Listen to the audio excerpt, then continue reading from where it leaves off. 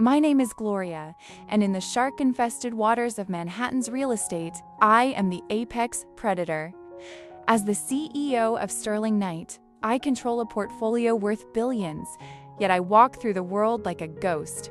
I've spent decades building a wall between my public power and my private life, living in a modest Brooklyn flat while owning the skyscrapers that define the skyline. My son, Mark, is the light of my life, but he is a dreamer who sees only the best in people. I raised him with the values of hard work and humility, never showing him the true extent of my wealth. He knows me as a hardworking consultant who lives comfortably but simply, unaware that his own mother is the very woman his architectural firm dreams of impressing. Then came Camila. She entered Mark's life like a whirlwind of silk and expensive perfume. She was beautiful, yes, but I saw the hunger in her eyes, not for Mark, but for the lifestyle she thought he could provide. She came from the Sterlings, a family whose name sounded like old money, but smelled of desperate, fading ambition. One rainy Tuesday, Mark sat in my kitchen, fidgeting with his coffee mug. "Mom, the Sterlings are hosting a gala at their estate in Greenwich this Saturday," he said, his voice laced with anxiety. "They want to meet you, but Camila is worried. She thinks your simple style might not mesh well with their circle." I felt a sting of disappointment, not at his words, but at his hesitation to defend me. "So, I'm an embarrassment?" I asked softly. Mark looked away. "No, Mom, just..." They are very focused on appearances. Arthur Sterling is trying to close a massive deal, and he needs everything to be perfect. That was the moment I decided to put them to the test. I wanted to know if my son's future wife loved him or the status she hoped to gain. "I'll be there, Mark," I promised. "And I'll dress exactly how a woman of my standing should." He looked relieved, not realizing what I truly meant. The next day, I didn't go to Bergdorf Goodman. I went to a dusty thrift shop in Queens. I picked out a polyester floral dress that had seen better days and a cardigan that had lost its shape years ago. I found a pair of scuffed shoes and a plastic handbag that looked like it cost $5. I looked at myself in the mirror. I looked tired, invisible, and poor. It was a perfect disguise. Behind this mask was a woman who could buy the Sterling's entire neighborhood without blinking. But today, I was just a school cafeteria worker, as Arthur would later call me. Saturday arrived. I ignored my chauffeur and called a yellow cab, one of the older ones that smelled of exhaust and stale air. As we drove away from the gleaming towers of Manhattan toward the manicured lawns of Connecticut, I felt a strange sense of liberation. The trap was set. When the cab pulled up to the Sterling's white-columned mansion, I saw the shock on the valet's face. Mark and Camila were waiting by the grand entrance. Camila's jaw literally dropped. She didn't move to greet me. She stood frozen, her eyes darting around to see if any of their elite neighbors were watching. "Galeria, you're here," Camila whispered, her voice tight with suppressed rage. She didn't hug me. She barely touched my arm as she hurried me inside, as if I were a radioactive object. "We need to get you to the dining room before the more distinguished guests arrive," she hissed. The mansion was a temple of vanity. Crystal chandeliers cast a cold light on gold-leafed furniture that looked uncomfortable to sit on. Arthur and Eleanor Sterling were already seated at a table that stretched for miles, draped in heavy lace and topped with silver that was polished to a blinding shine. Arthur didn't even stand up when I entered. He adjusted his silk tie and looked at me through gold-rimmed spectacles with a mixture of pity and disgust. "This is the mother," he said, his voice echoing in the vast room. "Mark mentioned you were frugal." I see he didn't exaggerate. Eleanor waved a hand toward a chair far from the head of the table. "Sit, dear. We were just discussing the Hudson redevelopment project. It's a multi-million-dollar venture. I suppose such numbers are quite foreign to someone in your line of work? Mark mentioned you do some consulting?" "I solve problems, Eleanor," I said, taking my seat. I felt the weight of their judgment, heavy and suffocating. "I look at what's broken, and I find a way to fix it. It requires a lot of observation. I watched them closely. They were drowning in debt, though they hid it well behind the champagne. The meal was a parade of pretension. Tiny portions of food with long French names. Every time I spoke, Camila would interrupt or talk over me, desperately trying to steer the conversation back to their important friends, senators, bankers, and the elusive CEO of Sterling Knight. The CEO is a recluse, Arthur blustered, swirling a vintage wine. But my sources say she's looking for a firm with heritage. That's us. Once we sign that contract, our family's legacy will be secured for generations. It's a world of power, Gloria. A world you wouldn't understand. He turned to Mark. Son, you're a bright boy, but you need to think about the optics. If you're going to marry into this family, you need to elevate your circle. A man is judged by the company he keeps, and that includes his relatives. Do you understand what I'm saying? Mark was staring at his plate, his face flushed with shame. She's my mother, Arthur, he muttered, but the protest was weak. He didn't look up. He didn't tell them that his mother was more of a woman than they would ever be. My heart ached for his lost courage. Eleanor leaned in, her smile sharp as a razor. We've decided, Gloria. The wedding will be at the yacht club. We've already drafted the guest list. We've placed you at a lovely table in the back, near the garden exit. It'll be quieter there, less overwhelming for someone of your background. I left that house with a cold clarity. The Sterlings weren't just snobs. They were predators who had caught my son in their web. They wanted his talent to save their failing business, and they wanted my absence to preserve their fragile ego. It was time to show them who really owned the web. Monday morning, the cafeteria worker vanished. I stepped out of my penthouse dressed in a $5,000 charcoal suit, my hair perfectly coiffed, my eyes sharp with the focus that had built an empire. I didn't take a cab. I took my armored limousine. The city was mine again.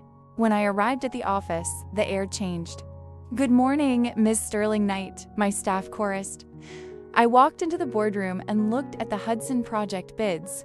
There, at the bottom of the pile, was Sterling and Associates. Their proposal was flashy, but the math was hollow. They're cutting corners, Gloria, Sarah, Maikua pointed out. They're using cheaper steel and inflated labor costs. They think their name will carry the bid, but their financials are a disaster. They're weeks away from bankruptcy if they don't get this contract. I smiled. It wasn't a kind smile. Invite them to the annual gala this Friday. Tell Arthur Sterling that the CEO has personally requested his presence for a final review, and send an invite to my son, Mark. I want him to see how the world really works. I also called my private investigator.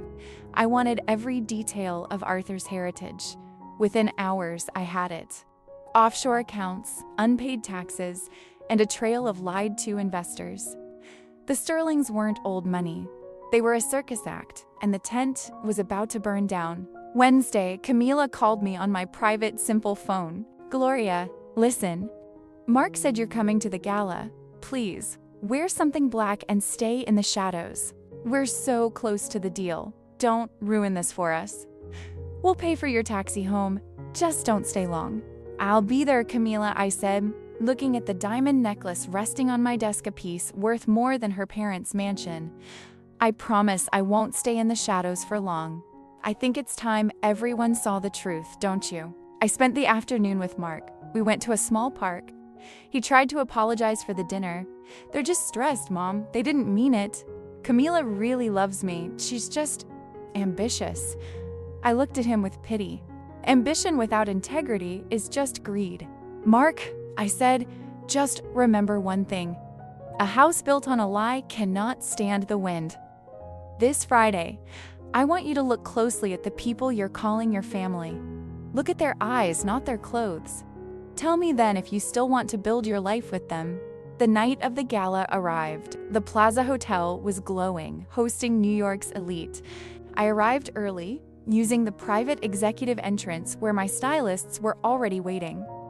An hour later, The woman staring back from the mirror was one feared and respected on Wall Street, dressed in emerald silk, with the posture of a queen and a gaze that pierced through anyone.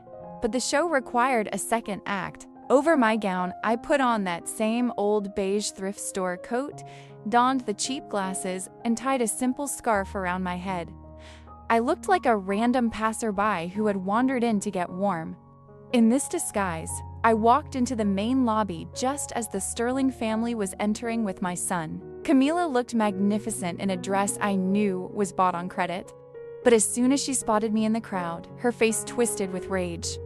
She ran over, grabbed my elbow, and dragged me behind a marble column. "What are you doing here?" she hissed. "I told you to stay home. You're embarrassing Mark and ruining our entire future." Arthur Sterling followed, nervously adjusting his bootie. "Gloria, this is outrageous. There are government officials here. There is press. Mark, take your mother to the staff room immediately. Let her sit there until we finish our business with the CEO. Move." His voice trembled with fear for his reputation. Mark stood between them, and I saw the struggle within him. He looked at me, then at his furious fiancée. "Mom, maybe they're right," he said quietly. "Let's just step aside so we don't create a scene. I don't want Arthur to lose the contract over a misunderstanding." At that moment, I realized my son was breaking under their weight. Right then, the ballroom doors swung open and the mayor appeared, flanked by security and camera flashes. He scanned the lobby and, noticing me, headed straight toward our group. Arthur Sterling broke into a sycophantic smile, extending his hand. "Mr. Mayor, what an honor. I'm Arthur Sterling. We were just discussing our project." The mayor didn't even slow down. He walked right past Arthur's outstretched hand as if the man were invisible and stopped directly in front of me. "Mrs. Sterling Knight," he exclaimed with a wide smile. "What an irony to see you in this coat. Are you checking your properties incognito again? The whole city is waiting for your speech." I slowly untied the belt of the old coat. It slid off my shoulders, falling onto the polished marble like a shed snakeskin. Beneath it, the emerald gown and diamonds shimmered, jewels worth more than everything the Sterlings owned. I took off the glasses, and my cold, sharp gaze met Arthur's glassy, shocked eyes.